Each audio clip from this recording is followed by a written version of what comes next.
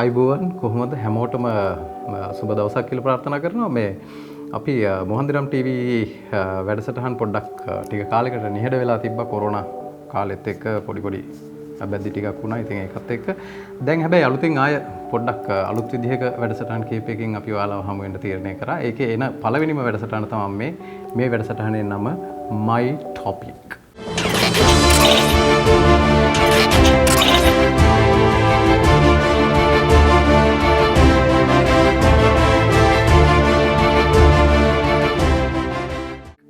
My Topic එකෙන් කතා කරන්නේ අපි ඔයාලට ගොඩක් සමීප වෙන බලපෑමක් වෙන ප්‍රශ්නයක් ගැටලුවක් යෝජනාවක් චෝදනාවක් හෝ අදහසක් මේ වගේ දේවල් ගැන ඒකේ මගේ ඔපිනියන් එක මම කතා කරන්නේ. ඔයාලටත් පුළුවන් ඒකට ඔයාලගේ අදහස් ෂෙයා කරන්න. ඔයාලගේ අදහස් මොනවද? ඔයාලට ඒ වගේ බලපෑම් කොහොමද? ඒ වයින් කොහොමද ඔයාලා කොයි විදිහටද ඔයාලට ඒව බලපාලා තියෙන්නේ වගේ දේවල් එකතු කරගන්න.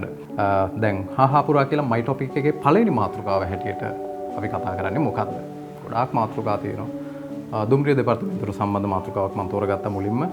දුම්රිය දෙපාර්තමේන්තුවේ සෑහෙන්න තියෙනවා කතා කරනවා නම්. හැබැයි ඒකිනුත් කොටුව ස්ටේෂන් එකට සම්බන්ධ මාතෘකාවක් තෝරගත්තා. කොටුව ස්ටේෂන් එක කියන්නේ අපිට මාර වැදගත් හරිම ඉම්පෝටන්ට් සෑහෙන්න මම හිතන්නේ හැමෝම වගේ 100ට වැඩි සංඛ්‍යාවක් අපේ ජනතාවේ 100ට වැඩි සංඛ්‍යාවක් පාවිච්චි කරපු භාවිතා කරපු එකපාරක් හරි පය ගහපු තැනක් වෙනවා නුවණුමානයි.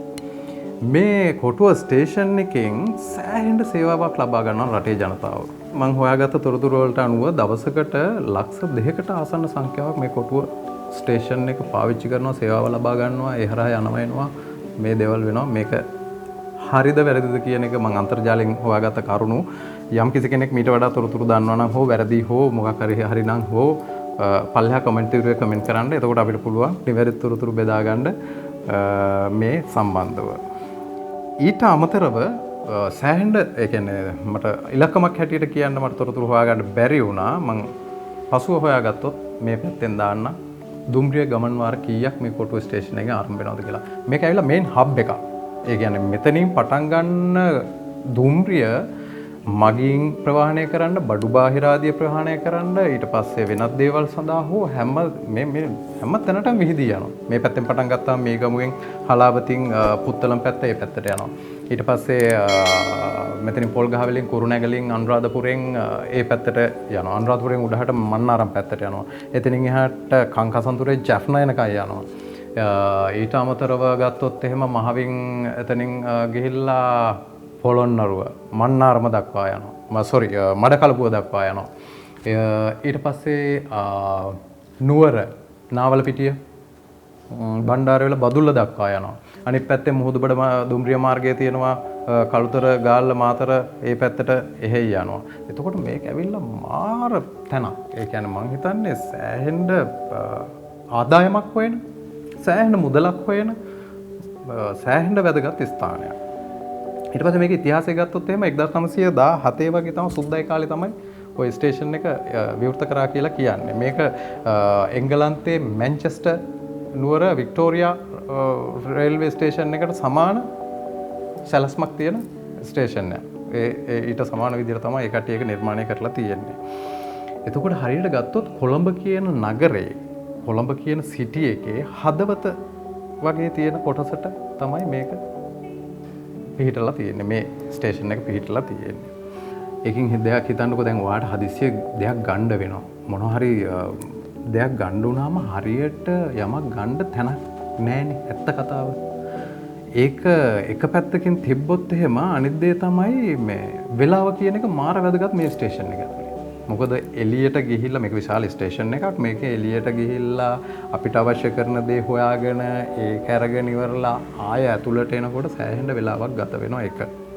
අනිත් එක තමයි අපි කියමුකෝ නිකන් සරල උදාහරණයක් හැටියට නිකන් ඔයිට වඩා තව මිනිසුන්ගේ අවශ්‍යතාවයන් ටික ඊට එහා යනවා. පැම්පස් එකක් ගන්න හරි පොඩි ළමයෙක්ට ඊට පස්සේ කාන්තාවට අත්‍යවශ්‍ය දෙයක් ගන්න හරි මේ වගේ දේවල් වලටත් අපිට අවශ්‍ය තැනක් හොයාගන්න ගියාම මේවට හොයාගන්න ටිකක් අමාරුයි. ඊට අමතරව ප්‍රමිතිමත් නැති දේවල් සම්බන්ධයෙන් ටිකක් ලොකු ප්‍රසිද්ධියක් උසුලන ওই කොටුව ආශ්‍රිතව කරන වෙළඳාම් වතුර බෝතලේ ඉඳන් ප්‍රමිතියක් නැති දේවල් වලට ටිකක් විශාල ප්‍රසිද්ධියක් උසුලනවා. අනිත් එක තමයි දැන් බලන්න විදේශිකයෝ ඉන්න පටන් ගන්න තියෙනවා. දැන් විදේශිකයෝ සෑහෙන්න එනවා. දැන් විදේශිකයෝ සෑහෙන්න මේ දුම්රිය කියන අපේ ප්‍රවාහනය දුම්රිය පාවිච්චි කරනවා. එතකොට විදේශිකයන්ටත් සෑහෙන්න ප්‍රශ්නයක් තියෙනවා. මොකටද මම මේ එන්නේ? මොකද්ද මේ කියන්නේ? අද දවසේ මගේ ටොපික් එක my topic එකේ අද දවසේ මාතෘකාව තමයි ඇයි මේ කොටුව දුම්රිය ස්ථානයට පොඩි මිනි සුපර් මාකට් කෑල්ලක් නැත්තේ? මිනි සුපර් මාකට් එකක් වගේ කොටුව ස්ටේෂන් එකට තිබ්බනම් හොඳයිද නැද්ද? ඔයාලගේ අදහසුත් කියන්නකෝ. ඔයාලගේ අදහසුත් කමෙන්ට් කරන්නකෝ. ඔයාලට මේ අවශ්‍යතාවය දැනලා තියෙනවද? මෙහෙම එකක් තිබුණා නම් හොඳයි කියලා හිතිලා තියෙනවද? එහෙම නැත්නම් මෙහෙම එකක් තිබ්බනම් හොඳයි කියලා දැන් අපි දැන් යෝජනාවක් දැම්මනේ. එතකොට මේක ඇතුලේ ඔයාලට ඒ අදහස කොහොමද? ඔයාලා හිතනවාද ඒක හොඳයි? ඔයාලා අපහසුතාවයට පත් වෙච්ච අවස්ථා තියෙනවද? මොන හරි දෙයක් ගන්න ගිහිල්ල ඉවරලා ප්‍රමිතිමත් නැති දේවල් අරගෙන එහෙම ප්‍රශ්න වෙච්ච අවස්ථා තියෙනවද? ඉතින් මේක ලොකු අවශ්‍යතාවයක්. මට නම් හිතෙන්නේ මේක මේ අපි කියමු මේ මිනි සුපර් මාකට් එකේ මේ හාල් පොල් එළවලු විකුණන්න ඕනේ නැහැ. මේකට අවශ්‍ය කරන විදිහට බඩු ටික මේ වෙනස් කරගෙන එහෙම එන්න පුළුවන් නම් ඉතා හොඳ අවස්ථාවක් කියලා මට හිතෙනවා. මොකද ඒ හරහා අපිට මේ ප්‍රමිතිමත් විදිහට දෙයක් මිලදී ගන්න තියෙන අවස්ථාව මම හිතන්නේ ඒක මේ රටේ ජීවත් වෙන මිනිස්සෙක්ට ඒ ක්වොලිටි එක තියෙන්න ඕනේ. අපි සංවර්ධනය ගැන කතා කරනවා, දියුණුව ගැන කතා කරනවා, අපි මීට වඩා දියුණු වෙන්න ඕනේ, මෙහෙම ඉන්න ඕනේ, මෙහෙමයි කියනවා. මේක කරන්න බැරි දෙයක් නෙමෙයිනේ නේද? එක්ක මේක හිතිලා නැහැ. එහෙම නැත්නම් මේ රටේ මිනිස්සුන්ගේ අවශ්‍යතාවයන් මිනිසුන්ට දෙන්න ඕනේ රෙස්පෙක්ට් එක, මිනිසුන්ට දෙන්න ඕනේ ක්වොලිටි එක අවතක්සේරු කරනවා. ඒ හින්දා තමයි මේක මෙච්චර කල් වෙලා නැති වෙන්න හේතුව කියලා මට හිතෙන්නේ. හැබැයි හිතන්න දැන් අපේ රටේ තියෙන සුපර් මාකට් චේන්, ඒ කියන්නේ කාගිල්ස් ෆුඩ් සිටි. පොඩි මිනිස්සු ඔකේට කරලා ඔය කොමර්ෂල් පව කරන්නේ ගෙදර යන ගමන් කියලා ඒ වගේ පොඩි මිනිස්සු ඔකේට කරලා. එතකොට කාගිල්ස් ෆුඩ් සිටි, කීල් සුපර් මාකට්, ඊට පස්සේ ආපික් ඔය එතනින් එහාට තව ලොකු ලොකු ඒවා ග්ලෝමා කියයි, ස්පා කියයි, වැඩි ඕනේ රජය ආයතනයක් විදිහට මේ සතොසට මං හිතන්නේ සතොස මිනි සුපර් මාකට් එකක් කියන concept එක පටන් ගන්නවා නම් මේක හොඳම අවස්ථාවක් වෙයි. හැබැයි ඒත් ඉතින් ආය පාඩු ලබන ආයතන හැටියට ආය මේක ඇතුළෙත් පාඩු ලබන්න වගේ හිතාගෙන දාලා ඉවරලා රජයේ සේවය නඩත්තු කරලා වෙලාවට ඕෆ් වෙන වෙලාවල් අරවා මේවා ප්‍රශ්න එන හින්දා රාජ්‍ය ආයතනයක් මේකට හරියන්නේ නැති වෙයි කියලාත් මට හිතෙනවා. මොකද ඒක කරන්න පොඩ්ඩක් අමාරු වෙයි සමහර විට. හැබැයි ඉතින් කාගිල්ස් වගේ ආයතනයකට පොඩි මිනි සුපර් මාකට් කෑල්ලක් මේක ස්ථාපිත කරන්න බැරි කමකුත් නැහැ.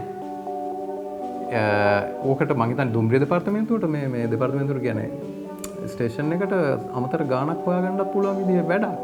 මේකේ ලාභ ගැන පොඩ්ඩක් පැත්තකින් තියමු. මං කියන්නේ CSR බජට් එකකින් හරි ආයතනයකට කරන්න ඕනේ සර්විස් එකක් දෙන්න. මේ සේවාව ලබා දෙන්න මේ රටේ මිනිස්සුන්ට. මේ ක්වොලිටි එක දෙන්න. ඒක නිසා ඉතින් මේක වැදගත් දෙයක් වෙයි කියලා මට හිතෙනවා. ඔයාලටත් හිතනවා නම් මේ අයිඩියා එක ගැන මොකද කමෙන්ට් කරන්න. ඔයාලට හිතනවා නම් මේක වැදගත් වෙයි, තව කවුට්ටිය මේක දැනගන්න ඕනේ, මේකට අදාළ බලධාරීන් නිලධාරීන් මේක දැනගන්න ඕනේ, මේක මෙහෙම වුණා නම් හොඳයි කියලා හිතෙනවා නම් මේක ෂෙයා කරන්න. ඒ වගේම අපිට මේ වගේ තව දිගින් දිගටම අපි මේ වගේ පොඩ්ඩක් නෙමෙයි වඩා වැදගත් වෙන මාතෘකා ඔයාලට දැනිලා තිබුණත් හිතිලා තිබුණා සමහරවිට දැනිලා නැති වගේ එහෙම තියෙන දේවල් අපි කතා කරන්න බලාපොරොත්තු වෙනවා. ඒ හින්දා මාද අපි බලාපොරොත්තු වෙනවා මේක පළදායි විදිහේ කතාවක් වෙයි කියලා. ඒ කතාවට ඔයාලත් එකතු වෙන්න මේ කමෙන්ට් තීරුව හරහා කමෙන්ට් කරන්න, ඔයාලගේ අදහස් දෙන්න, යෝජනා දෙන්න, ඔයාලා ඇති වෙලා තියෙන අපහසුතාවයන් කියන්න. අවුරුදු 20කට 30කට කලින් එද්දිත් මේ කොටුව දුම්රිය ස්ථානයේ ඔයාලට යම් දේවල් ගන්න වෙච්ච විදිහටම තමයි මේ අද 2025ත් අපිට වෙලා තියෙන්නේ. එතකොට ඒක නිසා මේ ගැන හොඳ ප්‍රතිචාරයක් අපි බලාපොරොත්තු වෙනවා හම්බෙයි කියලා. කවුරු හරි අදාළ නිලධාරියෙක් බලධාරියෙක් මේක දැකලා මේ සම්බන්ධයෙන් ප්‍රතිචාරයක් දක්වයි කියන අදහසත් අපිට තියෙනවා. ඒ වගේ මේකට ඔයාලගේ උදව්ව ගොඩාක් ඕනේ. මොකද ඔයාලා කමෙන්ට් කරන, ෂෙයා කරන එකත් එක්ක තමයි ඒක ඩිපෙන්ඩ් වෙන්නේ. අපි එහෙමනම් අද දවසේ ටොපික් එක ඕක.